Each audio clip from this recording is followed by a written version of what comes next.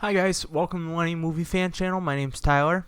Today's movie review is going to be for Zodiac. It's a film starring Mark Ruffalo, Robert Downey Jr., and Jake Gyllenhaal. It's a great cast, all guys who would end up in the MCU as Mysterio, as the Hulk, as Iron Man, so I think it's really cool to look back at this movie. It was like before the MCU got big, but then they would end up being superheroes in the Marvel Cinematic Universe.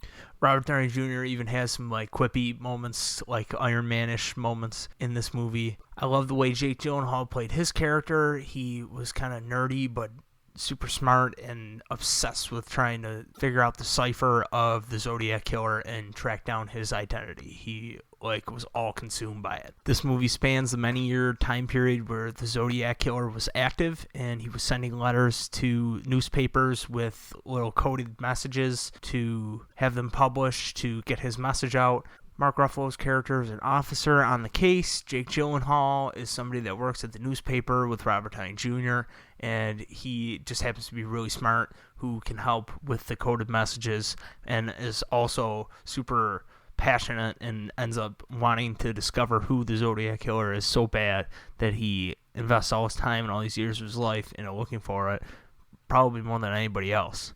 But Mark Ruffalo's doing it on the law side, and he's doing it on his own, just as an independent investigator. This movie was eerie at times, especially given the fact that all of this really happened. So when you think about the fact that this guy was out there doing these things, killing these people, and writing letters and leaving notes on the scene and sending in like bloody rags from his clothes of the victims and stuff, that it makes it even scarier. There's a couple times where like Jake Gyllenhaal's character thinks he's trapped in there with the guy, and he like runs out of the guy's house and can't get out, and the door's locked, and he unlocks it and he lets him out, and that was kind of crazy. It makes your heart race. They did a really good job of that. I also think the movie is paced really well. They have clues that are sprinkled along the way, and they give them to you just at the right times to keep your interest and keep you invested.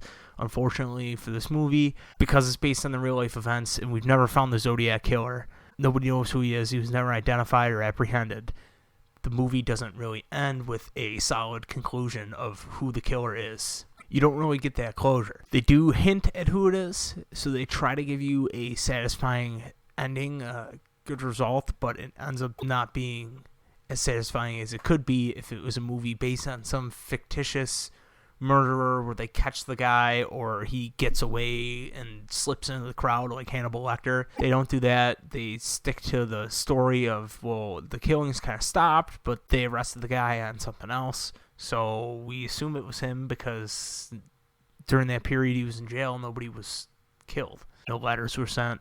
But it's still an unresolved kind of thing, and it kind of leaves it hanging for you. So it wasn't as satisfying as it could have been, but this is a really well-made movie. I liked it a lot. I really like the cast, and I think it's worth checking out. It is on Netflix now, so if you guys want to give it a look and then maybe revisit this video, this review, and watch it again, I recommend that you do that. It's a lot of fun.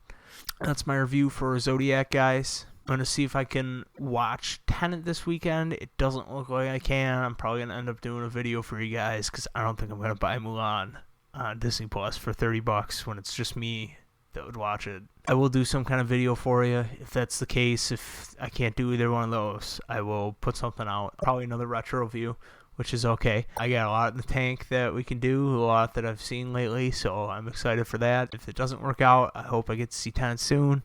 Movie theaters near me still aren't open. But that's it for me, guys. I will see you in the next video. Bye-bye.